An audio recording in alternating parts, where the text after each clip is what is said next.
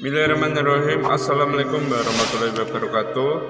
Pemirsa yang dirahmati Allah, marilah kita simak ceramah dari Gus Baha dengan tema tenang saja, masalah dunia ini tidak ada yang pasti. Sebelumnya marilah kita berselawat terlebih dahulu. Allahumma sholli ala Sayyidina Muhammad wa ala ali Sayyidina Muhammad.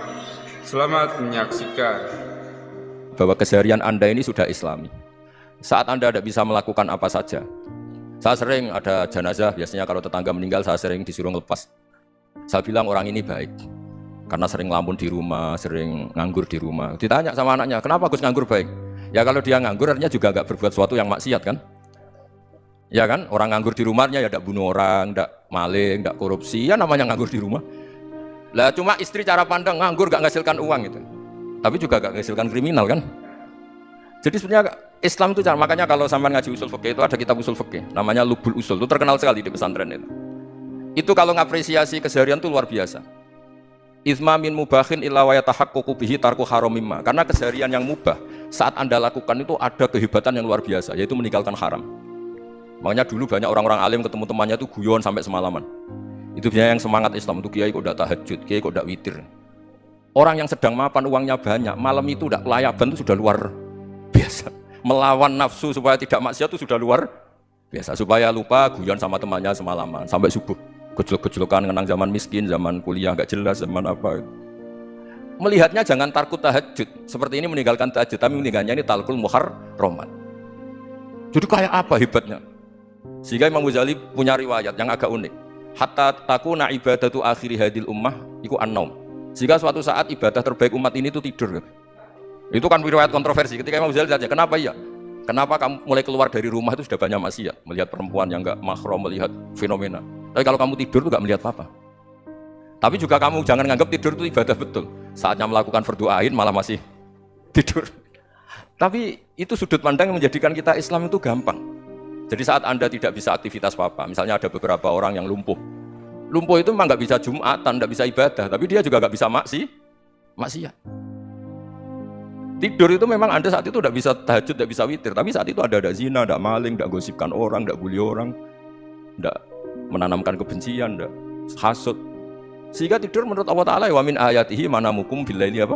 Wanahar. Karena di tidur itu selain ada unsur istirahat, jaga kestamina, juga ada unsur meninggalkan beberapa keburukan.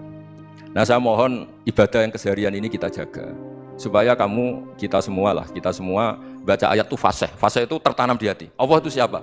Alladzi at'amahum min ju'i wa amanahum min khauf. Dan Allah kalau cerita di Quran itu anna sababnal ma'a sabba tsumma syaqqaqnal ardha wa syaqqa fa ambatna fiha habba wa inaba wa qadba wa zaituna wa nakhla wa hada'iqa hulba. Kamu tahu saya ini siapa kata Allah? Saya ini adalah Tuhan yang menurunkan air, kemudian ada tanaman banyak. Habba wa inaba wa qadba, ada zaitun, ada tin, kalau orang Jawa mungkin ada tela, ada padi, ada mangga, ada pisang. Sudah. Wa inaba wa zaituna wa nakhla wa hada'iqa hulba, ada perkebunan yang lebat. Tujuannya apa? Mata Allahum, silahkan kamu pakai, kamu nikmati. Tapi karena kadang kita ini punya ide-ide besar. Tadi untuk syukur saja nunggu punya istri neriman, rumah baik, tetangga baik, komunitas baik, semuanya baik baru syukur. Lama-lama nanti ada di surga, syukurnya nunggu surga paling kelas A. Itu sudah ada yang menghuni Rasulullah, kamu nggak boleh di situ. Masa untuk syukur saja? Repotnya Masya Allah. Jadi mohon Al-Quran yang kalau Anda hafalkan juz sama itu kan ada ayat-ayat yang kayak tadi. Ya, fal yang dzuril insanu ila ta'ami. Coba lihat apa yang kamu makan itu, dari mana? Dan untuk mempertahankan hidup kamu keseharian. Jadi jangan kira ibadah itu harus membentuk komunitas yang versi Anda. Ibadah itu harus yang hal yang mulu-mulu. Kesehariannya Anda alami. Loh ini saya tidak bikin-bikin. Saya ngaji bukan karena berdasar pesanan.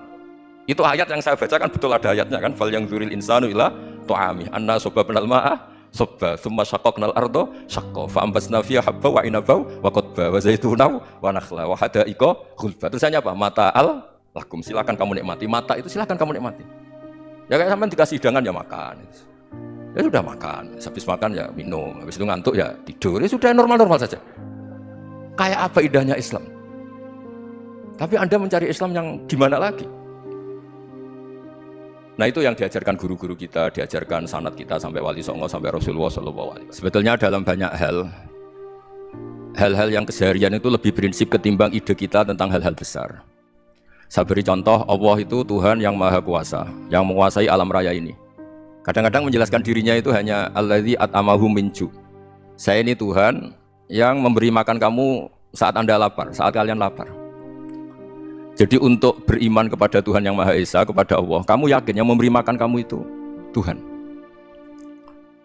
Apapun kecewanya Anda terhadap tetangga, terhadap negara, terhadap mertua, terhadap istri, itu kecewa Anda tidak akan mati. Tapi kalau tidak makan itu mati. Sehingga Allah mensifati dirinya kadang pakai keseharian. Alladzi at'amahum min ju'. Tuhan itu siapa? Yang memberi makan kamu ketika lapar. Tapi kamu untuk syukur itu nunggu punya istri cantik, neriman, gampang diatur, membolehkan poligami. Terus 4 istri itu neriman semua, loyal semua. Itu sombong betul. Mau syukur saja kok repotnya seperti itu. Jadi mau syukur ya ada makanan dimakan. Itu kalau ngantuk ya tidur. Ayatnya wa min ayatihi manamukum billaili wan nahar. Maksud ayat apa itu tidur. Nah keangkuhan-keangkuhan ini yang menjadikan kita itu jadi repot hidup. Wong untuk syukur kok nunggu tadi. Mertua baik, tetangga baik, istri baik. Apa saja di sekelilingnya harus baik.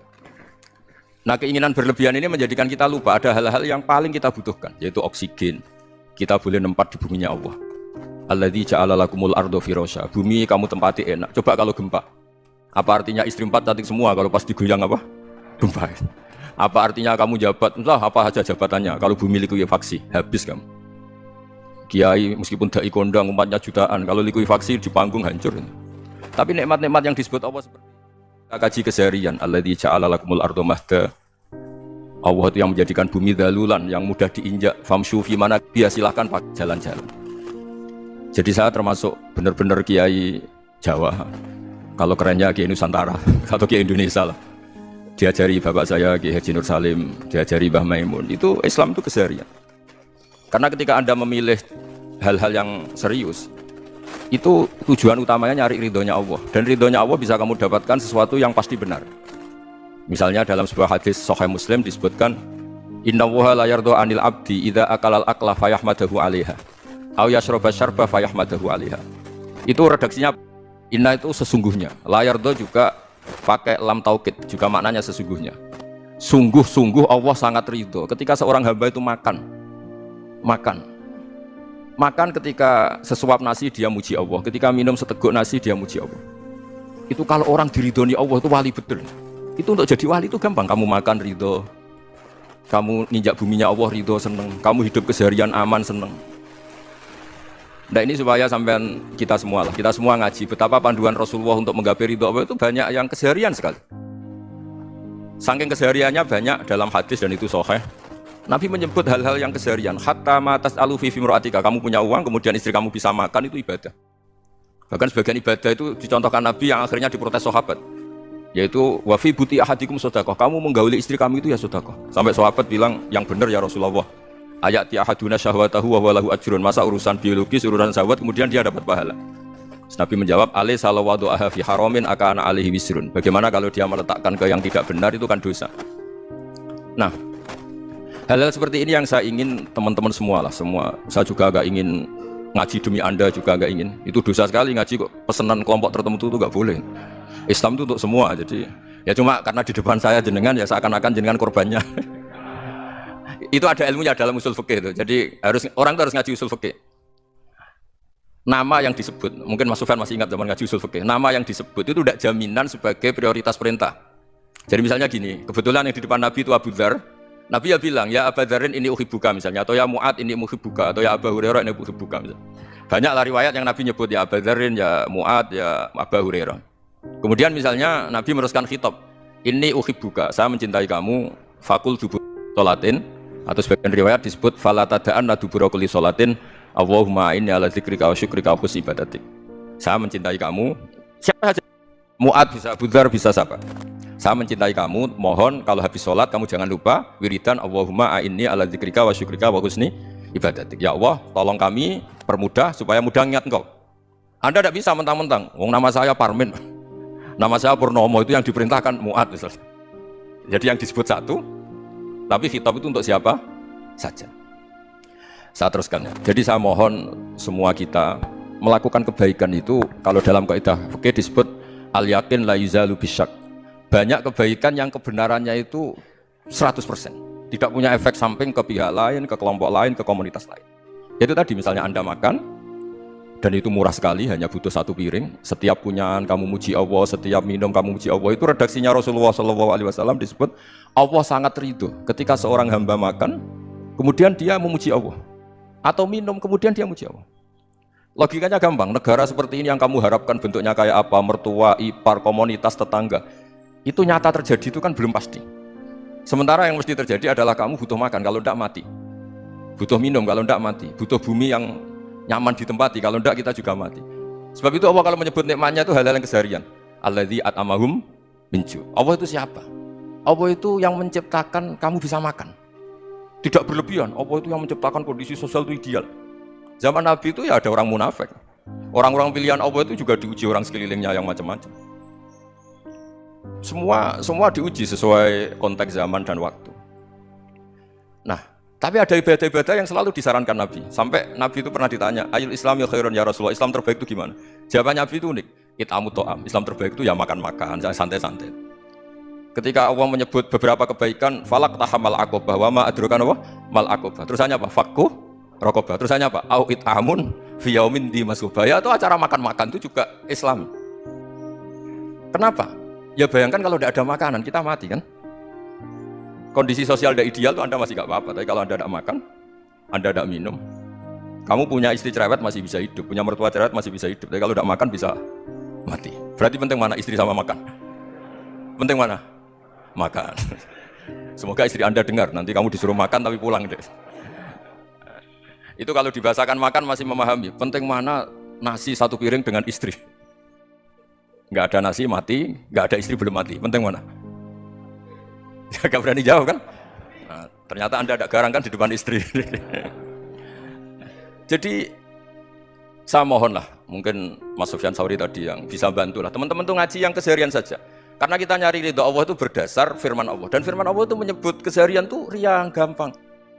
Itu tadi misalnya wa min ayatihi manamukum bil laili wan nahar. Termasuk ayat-ayat Allah itu kamu tidur. Maka dulu itu ada guyonan, ada tokoh Mu'tazilah, kelompok dalam Islam yang berpikir manusia itu bisa menentukan ikhtiarnya sendiri. Karena saya bisa duduk, ingin ingin berdiri. Karena kelompok ini nggak terima kalau semua kehendak Allah, nanti bagaimana kalau semua kehendak Allah kok ada hisab ya, ada sanksi. Lucunya itu, dia akhirnya, ini cerita ya, mencintai seorang perempuan, cantik sekali. Dan itu dia menjadi ahli sunnah itu oleh hal-hal yang sepele. Karena istrinya cantik, ya namanya suami istri hubungan intim. Terus ditanya, Mas, masih ingin lagi? Masih. Silahkan diulang lagi. Wah ya tidak bisa. Katanya manusia bisa menentukan yang diinginkan. Itu tobat itu.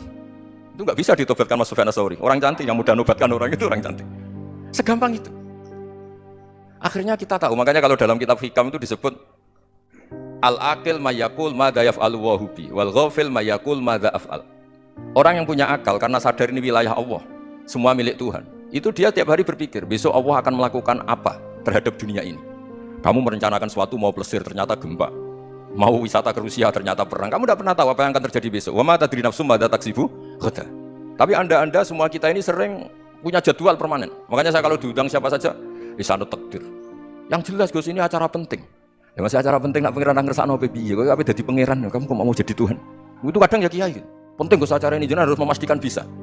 Loh, kamu itu yang ngajarin tauhid, sesuatu itu biadillah kok bilang-bilang apa pas? Pasti. Kalau maksa terus tak tobatkan dong kamu kata itu. Ya kalau gitu Gus bilang insya Allah.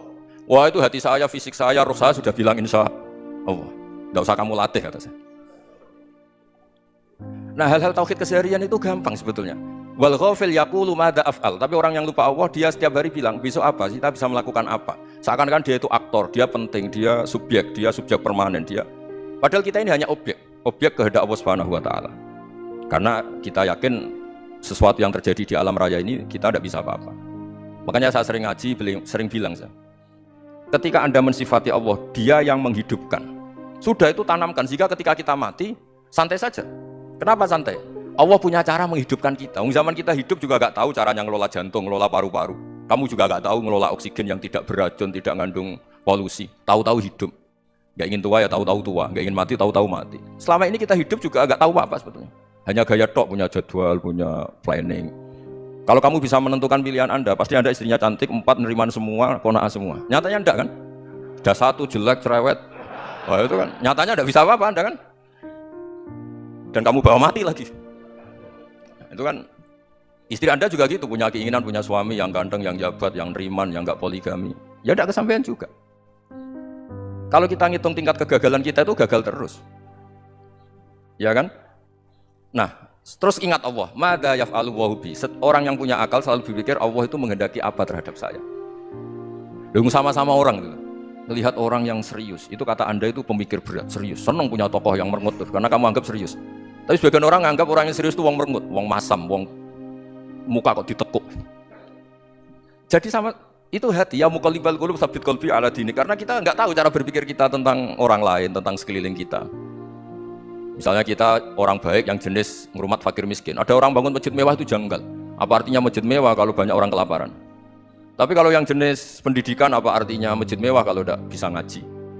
Nanti yang jenis infrastruktur apa artinya ini kalau semuanya punya sudut pandang yang berbeda-beda. Dan Islam mengapresiasi semua kebaikan.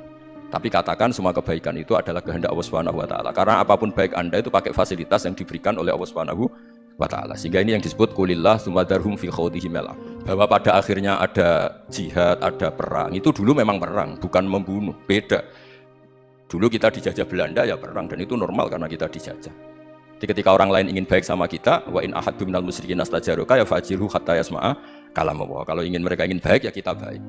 Makanya ada istilah musta'man, mu'ahad. Kalau mereka ingin damai, berdampingan dengan kemajmukan ya itu yang lebih baik. Karena memang Islam menghormati proses perdamaian. Wa in janahu nawal lisalmi ya fajnah lah. Kalau ingin damai ya kita harus damai. Jadi andai kan dulu Belanda datang ke Indonesia kok minta besanan gitu. Ya mungkin kita juga seneng karena memperbaiki hidung kan kalau kita besanan gitu. Nah tapi wong jajah dulu itu kan masalah kan? Apa? Masalah kan? Jadi saya mohon jadi apa? Saya tadi minta sama Bapak Kadensus kemarin juga pernah main ke saya. Jangan sering ketemu saya ini sudah uzlah, saya ini sudah mau daftar jadi resi. Saya itu kemarin di muktamar juga agak datang, acara di Jogja juga sudah. Karena memang keluarga saya dulu itu bahasa ya, bapaknya bapak saya itu nggak keluar rumah itu puluhan tahun, memang punya adat uzlah. Ya makanya ngaji saya ngaji aja yang gampang-gampang aja, yang nggak orderan, nggak pesenan ngaji aja dulu yang nggak. Saya ikhlas, yakin betul saya ikhlas. Ikhlas itu menurut saya itu roh. Orang nggak ikhlas menurut saya itu orang aneh. Ikhlas itu gampang, sudah saya bilang. Kalau kamu yakin ilmu itu milik Allah, ngasihkan juga ikhlas itu milik Allah. Apa sih yang kamu punyai sehingga kamu udah ikhlas? Uang milik Allah, energi kita milik Allah, bumi milik Allah. Kemudian kamu merasa memiliki. Merasa memiliki itu kalau dalam ilmu tasawuf sudah kesalahan kan. Bagaimana Anda punya? Coba tahu-tahu tanah itu kok milik Anda. Karena saya beli, Gus. Saya beli dari orang, dari Zaid. Padahal yang asli punya itu Allah. Apa benar kamu pernah beli sama Allah? Zaid ini pemilik nisbi, pemilik yang enggak sebenarnya kan. Ya enggak? Yang benar-benar pemilik itu Allah. Kok kamu ngerasa itu bumi kamu itu atas nama apa coba? Milik kan harus beli atau dikasih. Tidak semua kan?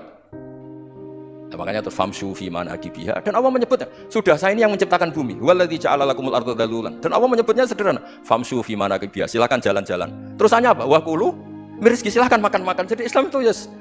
Ya, makanya kiai-kiai itu ada acara makan, sampai ada guyonan fikuli makanin makan di setiap tempat ya. Makan. Nggih ngoten guys, pokoknya sing gampang-gampang mawon nggih. Nggih Mas Sufyan nggih sing gampang-gampang mawon nggih. Assalamualaikum warahmatullahi wabarakatuh. Nama saya Wildan dari Malang. Alhamdulillah hari ini bisa bertemu dengan Gus Baha yang memang dari saya waktu di dalam udah ngikuti YouTube-nya pada masa itu. Dan di sini Gus mungkin terdiri dari banyak saudara-saudara kita yang dari berbagai tempat, berbagai karakter dan berbagai sifat. Nah, yang saya ingin tanyakan, bagaimana kita memupuk konsep persaudaraan tanpa memandang kepentingan duniawi. Karena kebanyakan dari kita bersaudara karena kepentingan, bukan bersaudara karena ya kita adalah saudara. Terus kemudian yang kedua yang ingin saya tanyakan itu, kita hari ini adalah mengalami degradasi moral yang luar biasa. Akhlak, sopan santun nyaris sedikit demi sedikit hilang. Nah, bagaimana cara kita untuk memupuk agar generasi kita selanjutnya tetap berakhlak, beretika terhadap yang lebih tua, ataupun kepada sesamanya, ataupun kepada yang lebih kecil. Mungkin sekian dari saya. Assalamualaikum warahmatullahi wabarakatuh. Yang saya hormati Bapak-bapak yang ada di depan, terutama Bapak Kiai Gus Baha. Perkenalkan, nama saya Imran, asal dari Poso, Sulawesi Tengah. Alhamdulillah pada kesempatan hari ini kita diberikan nikmat oleh Allah untuk bisa bertemu dengan Bapak Kiai yang mungkin sahabat secara pribadi dan mewakili mungkin perasaan teman-teman semua di sini. Ada kerinduan, keinginan untuk berjumpa langsung dengan Kiai, dan alhamdulillah terlaksana dengan berkat dari Allah Subhanahu wa taala melalui bapak-bapak kita dari Densus bisa memfasilitasi. Pak Kiai, yang pertanyaan saya, kita ini kan teman-teman ini bahasanya ex napiter, pernah masuk dalam kesalahan kebencian terhadap negara. Bahkan di antara kita ini ingin membentuk negara sendiri. Ya kan, apalagi kami yang dari Poso, terutama MIT Mujahidin Indonesia Timur itu pengen bentuk komunitas bahkan negara di Poso gitu. Artinya ada kebencian-kebencian. Nah, bagaimana, karena kami dulunya punya doktrin negara ini negara yang togut gitu, negara kafir yang wajib untuk kita perangi, kita musuhi, dan orang-orang yang berkembang kita pokoknya kita basmilah sampai tegak negara ini, negara Islam versi kami saat itu. Nah, mungkin ada pesan atau ujangan nasihat untuk kami ini untuk semakin kuat, ataupun ada kisah-kisah ataupun ayat-ayat yang menjelaskan bagaimana kita itu harus sungguh-sungguh mencintai negara kita yang kita cintai ini. Kemudian yang kedua Pak Kiai, terkait masalah ihsan ini seperti apa? Karena mahwal Islam, mahwal iman. Nah, ihsan ini kita mungkin yang belum terlalu kami pahami. Apa itu ihsan yang kata Nabi, anta'budullaha ka'annaka tarahu fa illam takun tarahu fa innahu yarak. Mungkin ada penjelasannya Pak Kiai, Gus. Mungkin hanya ini yang dapat saya sampaikan. Assalamualaikum warahmatullahi wabarakatuh. Ya, makanya tadi saya bilang bernegara itu pakai hadis. Misalnya Nabi pernah ngendikan, kamu itu punya 3 tetangga. Yang satu punya 3 hak, yaitu dia tetangga kamu, dia seagama kamu, dia saudara kamu. Jadi ada 3 hubungan, seagama, sesaudara, dan dia tetangga kamu, dia seagama dengan kamu, dia masih kerabat kamu. Terus ada tetangga yang punya 2 hak, yaitu dia tetanggamu, seagama dengan kamu, tapi tidak sekeluarga dengan kamu. Terus ada tetangga yang punya 1 hak, dia ada keluarga kamu, dia ada seagama dengan kamu, tapi tetap punya hak karena itu tetangga kamu. Dan itu kata Nabi, semuanya berhak kamu baikin, karena ada hakul jar. Makanya dulu doa Adzabil Qabri itu ceritanya sederhana. Ada seorang perempuan Yahudiyah, sowan Sayyidah Aisyah. Kalau sowan ya dikasih uang sama Sayyidah Aisyah. Padahal Yahudiyah. Ketika dikasih uang, terus si Yahudiyah tadi, semoga engkau diselamatkan dari siksa kubur. Zaman itu Sayyidah Aisyah belum dengar hadis tentang siksa kubur. Setelah Rasulullah datang, saya tadi diminta didoain, enggak saya terima karena saya enggak percaya. Terus Nabi ngendikan itu benar adanya siksa kubur. Ketika komunitas Yahudi di Madinah itu puasa Asyura, Nabi coba tanyakan mereka, kenapa puasa Asyura? Padahal orang Yahudi. Oh, terus setelah ditanya, yaumun najjawahu fihi Musa, itu hari di mana Allah menyelamatkan Nabi Musa, kata orang Yahudi. Terus kata Rasulullah, nahnu ahaqqu bi Musa, saya juga berhak menghormati Musa. Kemudian Nabi puasa. Suatu saat lagi ada orang Yahudi datang, ya Rasulullah, ya Muhammad, manggilnya ya Abul Qasim, karena orang Yahudi, ya Abul Qasim, nanti nasib langit bumi ini di mana? Manusia yang sudah mati-mati di mana ketika bumi dihancurkan? Mayat-mayat yang sudah di kuburan di mana? Terus orang Yahudi tadi bilang, innallaha wadu as-samawati ala dzih wal ardina ala dzih. Soalnya Allah itu bisa saja mengelola langit bumi yang sudah hancur gini-gini. Nabi itu tertawa-tawa. Dalam sebuah riwayat disebut hatta badat nawajidu, tertawanya Nabi itu lepas sampai giginya kelihatan. Kata rawinya tasdiqan liqaulil khabri, karena Nabi membenarkan orang Yahudi tadi. Jadi intinya dalam banyak hal itu ya dicari kesamaan. Makanya kalau interaksi dengan kelompok lain, kata Nabi, la tusaddiquhum wa la tukadzibuhum. Kamu jangan mengiyakan, juga jangan menolak. Kamu tolak jangan-jangan pas yang sama dengan ajaran kita. Kamu benarkan jangan-jangan yang tidak sama. Ya sudah, kalau nggak sependapat ya jangan ngambil sikap. Nah, itu juga yang dipraktikkan Rasulullah SAW. Nabi yaqumu lailatan yuraddidu hadil ayat. Nabi pernah sholat 1 rakaat hanya ngulang 1 ayat. Itu aja nggak selesai. Yaitu ngulang-ulang ayat, fa'aqulu kama qalal abdus sholeh in tu'adzibhum fa innahum ibaduk wa in taghfir lahum fa innaka antal azizul hakim. Pun Gusti kula nyerah. Semua ini hamba jenengan, monggo jenengan napakno sing duwe jenengan. Intinya itu ini wilayah jenengan, ndak wilayah saya. Nah, kadang-kadang kita sebagai manusia itu jumawa seakan-akan itu wilayah kita. Kita nyiksa terserah kita, mengampuni ya terserah kita. Padahal tidak milik kita. Dunia ini milik Allah Subhanahu wa taala. Makanya yang terakhir saya ijazahkan ijazah bapak. Bapak saya itu orang hafal Quran, alim tapi lucu, senengan ibu ya. Kalau ngajarkan saya tauhid, tasawuf itu gampang. Hak, kamu punya tetangga, punya Innova. Terus kamu berpikir, kamu miskin berpikir, itu pajaknya aja berapa, kalau apa itu bannya sudah halus itu gantinya kayak apa, kalau rusak kayak apa. Terus kata bapak, ngurang melok duwe kok mikir, udah ikut punya kok mikir. Terus coba kamu nggak ikut punya Alphard. Terus saya mikir, wah itu pajaknya berapa Pak Martinus, bisa dipakai beli motor kan, pajaknya apa? Alphard ya. Oh nggak ikut punya kok. Nah, dunia itu rawekmu, mau pikir lah, apa sing duwe. Maksudnya itu, dunia itu milik Allah, apa kamu pikir itu milik yang punya gitu. Itu yang dimaksud dalam ilmu tasawuf, da'it tadbir fama qoma bi wairuk latu kimbihi nafsak. Sudah kamu tidak usah ikut campur, itu wilayahnya Allah gitu. Karena wong nggak ikut punya kok ikut mikir. Anda benci orang, benci sekali karena dia tauhid misalnya. Jangan-jangan Allah punya rencana memberi hidayah dia. Atau Allah punya rencana dari dia keluar orang-orang Islam yang soleh. Makanya ketika Malakul Jibal, ya Rasulullah saya disuruh Allah, terserah engkau. In syi'ta an utbiqu alaihim al-akhshabain. Kalau engkau mau orang-orang yang mendustakan kamu saya hancurkan. Apa jawabannya Nabi? La, jangan. Bal arju ayyukhrijawah min aslabihim ma ya'budullaha wa la yusyriku bihi syai'an, itu di Bukhari. Enggak, bisa saja sekarang dia kafir, anak turunnya jadi Islam. Dan betul. Abu Jahal punya anak Ikrimah, Abu Lahab punya anak Darrah.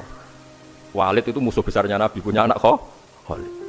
Ya sudahlah, kita selalu berharap bahwa ini wilayahnya Allah. Sudah, kita berharap agama ini bagi yang selalu punya harapan. Dimangkana yarjuwa, orang yang selalu punya harapan. Kita berharap tambah hari tambah baik, tambah damai, tambah kondusif, tambah segalanya baik. Dan saya seperti ini juga ingin ikhlas dan akan selalu ikhlas. Ya saya sering bilang kalau pejabat mau sini itu sering tak ngel-ngel. Saya ini sudah ingin Indonesia itu baik itu tanpa diminta. Kalau diminta itu malah seakan-akan saya belum melakukan. Kan?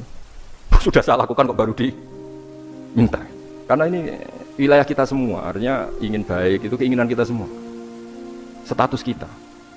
Kata Sayyid Zabidi dalam kitab Ithaf, keinginan baik itu syakhsiyatuk wa hakikatuk. Itu kamu sekali. Manusia itu kan kata Allah Ta'ala, saya pertama menciptakan manusia itu khunafa, orang yang berkeinginan baik. Baru digoda setan terus macam-macam. Jadi keinginan baik itu hakikatuk wa syakhsiyatuk. Itu kamu sekali. Ingin baik itu kamu sekali. Itu status kamu kan. Makanya orang preman kayak apa, mabuk kayak apa, ada orang kecelakaan, pikiran pertama itu nolong. Itu yang normal. Soal ada kasus, pikiran pertama ngambil HP-nya itu 0,sekian%. Jadi pikiran pertama mesti nolong itu, karena itu syakhsiyatuk wa hakikat. Saya pernah ketemu orang yang pakaiannya itu enggak, mungkin kalau orang syariat bilang enggak syar'i lah, pakai pakaian yang tidak syar'i. Tapi dia muslimah, dia ke masjid. Saya ditanya sama seseorang, Gus kok sama orang gitu mau bertemu? Karena terus saya bilang kenapa? Dia pakaiannya ada Islami. Oke, dia ada pakaian Islami itu nyata, tapi dia ke masjid itu Islami, tetap sholat itu Islami. Ketika dia ingin sholat dan tetap sholatnya pakai takbir, pakai rukuk, pakai sujud itu Islami. Wong setelah di masjid ya pakai mukena, pakai. Kalau sama-sama nyata, Anda kan boleh ngingat sama-sama yang fakta. Dia punya kesalahan dalam berpakaian, dia punya kebenaran dalam sujud, dalam rukuk, dalam ibadah. Dan itu tradisi Quran. Quran ya cerita fa may ya'mal mithqala dzarratin khairan yarah wa may ya'mal mithqala dzarratin syarran yarah. Apa susahnya sih ingat dua-dua sisi itu? Sama bernegara atau bertetangga, kita bayangkan jangan bernegara dulu, terlalu luas, bertetangga saja ukuran. Karena nanti sama, bernegara sama bertetangga itu hadisnya sama. Kita di kampung itu ya ada masjid, dan orang-orang yang nggak sholat juga nyumbang masjid. Bahkan ada yang nyumbang masjid banyak terus tidak sholat, karena keramik saya sudah sholat katanya. Saya pernah ketemu orang model gitu itu ya ada. Jadi, tapi ada juga yang sholat terus tapi nggak pernah nyumbang masjid. Ya orang banyak. Intinya itu Allah itu punya tradisi, punya sunnatullah. Kebaikan ya dihitung, kejelekan juga dihitung. Dulu ketika Rasulullah SAW hidup bersama komunitas yang majmu', itu sebetulnya permintaannya Nabi, jangan halangi kami saat mau beribadah. Dulu sampai perang karena mereka menghalangi. Sebenarnya problem mereka wa yasudduna an sabilillah, menghalangi. Sebenarnya kalau dulu saling toleransi ya nggak ada masalah. Artinya ketika Anda ingin sholat di Indonesia agak dihalangi, ingin pengajian agak dihalangi, sebenarnya ini nggak ada masalah. Ya, soal ada kebaikan, ada keburukan, ya mulai Nabi Adam sampai sekarang, sampai kiamat. Itu cara pandang. Jadi, cara pandang kita terhadap orang lain itu harus hal-hal yang nyata. Kalau kesalahan mereka nyata, kebaikan mereka juga nyata. Kenapa kita hanya ingat sisi yang jelek, tidak ingat sisi yang baik? Saya sering cerita ke santri-santri saya, bahwa setiap saya pengajian diundang orang di mana-mana itu saya mesti istighfar. Karena nggak ada pilihan. Saat saya datang ke pengajian di Sulawesi, misalnya saya tinggal ngaji di sini. Saat saya ngaji di sini, ninggal undangan yang di sana. Hidup itu udah banyak pilihan, meninggalkan kebaikan, melakukan kebaikan. Artinya gini, dalam kebaikan saja ada kebaikan yang ditinggalkan. Apalagi dalam kejelekan. Makanya di sini ada pepatah terkenal dalam ilmu tasawuf itu. Wastighfaruna yahtaju ilal istighfar. Saat Anda baik saja butuh istighfar. Bapak saya kalau guyon gini, Mas Sofyan. Ada imam istiqomah jadi imam masjid sampai tua sampai batuk-batuk. Itu bagus istiqomah. Tapi itu masalah kata Bapak. Akhirnya enggak kaderisasi katanya. Itu istiqomah apa enggak mau diganti orang lain katanya. Ada kiai dai di mana-mana. Itu mesti orang puji, "Wah, itu dai di mana-mana, laris enggak pernah di rumah." Pondoknya pasti bubar itu karena ditinggal. Jadi kebaikan seperti ada orang sering sowan kiai. Wah, itu malah lebih masalah lagi kan. Kadang kiainya pas istirahat, yang disalamkan template uang jatah susu anaknya. Hari itu waya tagihan malah lari sowan kiai. Dan harusnya di rumah ada berdoain tagihan listrik entah apa. Jadi makanya di hikam itu terkenal kata-kata manusia itu siapa? Manusia itu mangkanat mahasinuhu masawiyah fakih falatakunu masawihi masawiyah. Manusia itu orang ketika baik saja salah, apalagi pas salah. Coba saya misalnya pidato begini, di atas panggung saya orang alim pidato nasihati orang. Di saat yang sama seperti yang tanya Mas Wildan tadi, ada agak sopannya. Di situ ada mungkin orang yang lebih sepuh timbang saya. Masa lebih muda kok di atas? Yang di bawah lebih tua. Ada agak sopannya. Mau nggak pidato disuruh, mau di atas disuruh, nggak sopan sama yang. Tapi misalnya yang paling sepuh pidato nggak pernah ngaji kok pidato terus gimana? Artinya ketika kita baik saja ada salahnya, apalagi pas salah. Sebab itu ajaran Rasulullah itu suruh berdoa Rabbana dzolamna anfusana. Sebelum minta itu merasa ya Allah kita ini mendolimi diri kita sendiri. Karena dalam pilihan-pilihan itu pasti ada salahnya. Coba misalnya Anda bangun masjid habis 2 miliar. Yang harusnya 1 miliar sudah jadi. Terus nanti suatu saat ketemu Allah ditanya. Itu ada orang miskin, fakir miskin, yatim. Andai kan kamu sumbang 1 miliar itu sejahtera semua. Gara-gara kamu bangun masjid terlalu mewah. Ya tapi kadang-kadang orang kebaikannya itu orientasinya bangun masjid. Gak tertarik nyumbang fakir. Saat itu cara berpikir gitu mau apa? Tapi kalau dia kumuluhur manusia terbaik karena bangun masjid 2 miliar, coba diaudit secara kepentingan syar'i. Penting mana dengan ngasih makan fakir miskin? Penting mana dengan menikahkan janda misalnya? Penting mana dengan pendidikan? Apa artinya masjid mewah orang nggak tahu halal haram, nggak tahu najis, nggak tahu cara sesuci, nggak tahu cara adzan yang benar? Terus penting mana untuk beli kitab sama dipakai masjid? Apa artinya beli kitab apa tapi nggak makan? Penting mana makan sama beli kitab? Ada auditnya. Makanya manusia itu ketika baik pun disuruh istighfar, apalagi ketika salah. Nah dengan perasaan seperti itu kebencian pada orang lain luluh karena potensi baik pada orang lain ternyata tinggi dan potensi salah ke kita juga tinggi. Nah dilatih gitu. Jadi di Ihya itu ada kitab tawadhu. Kitab tawadhu itu dilatih ketemu orang tua. Dua aksaru ibadatan, dia mesti ibadahnya lebih banyak karena lebih tua timbang saya, pasti sholatnya lebih lama timbang saya. Ketika Anda sudah tua melihat anak-anak, dua aqallu minni maksiatan, mesti maksiatnya tidak banyak karena masih kecil. Terus ketika melihat orang fasik maksiat, la'alla wa yatubu alaih fa inna wa tawwabur rahim, mungkin Allah memberi tobat, bisa saja. Umar itu ingin bunuh Nabi, tapi Allah memberi tobat. Yang sowan kiai saja tidak mesti dapat tobat. Umar ingin bunuh Nabi, tapi Allah memberi tobat. Akhirnya ya tobat jadi Islam yang baik. Dalam sejarah Wali Songo, Kalijogo sowan Sunan Bonang itu ingin garong, tapi malah jadi muridnya jadi wali. Kalau Allah sudah menghendaki tidak ada ya. Perang Uhud orang Islam kalah itu karena panglimanya siapa? Khalid bin Walid. Tapi dia malah yang dapat hidayah. Nah, sama orang yang sekarang Anda benci bisa saja Allah merencanakan ada apa? Hidayah di situ. Dan kita yang merasa benar jangan saja ada rencana Allah bikin kita suul khotimah. Naudzubillah min dzalik, kan tidak pernah tahu. Nah, dari tidak pernah tahu itu orang diusahakan tawadhu. Wa ma adri ma yuf'alu bi wala bikum, kita tidak pernah tahu. Makanya meskipun saya ini kiai terus kata orang banyak itu ketok. Kalau istighfar ya nangis betul ya. Cuma kan nggak perlu di depan umum, nanti jaga penampilan kan ribet kan nanti. Sudah nangis nggak ikhlas, nggak mutu. Ya gitu ya. Ya ngoten mugi-mugi barokah sedanten. Assalamualaikum.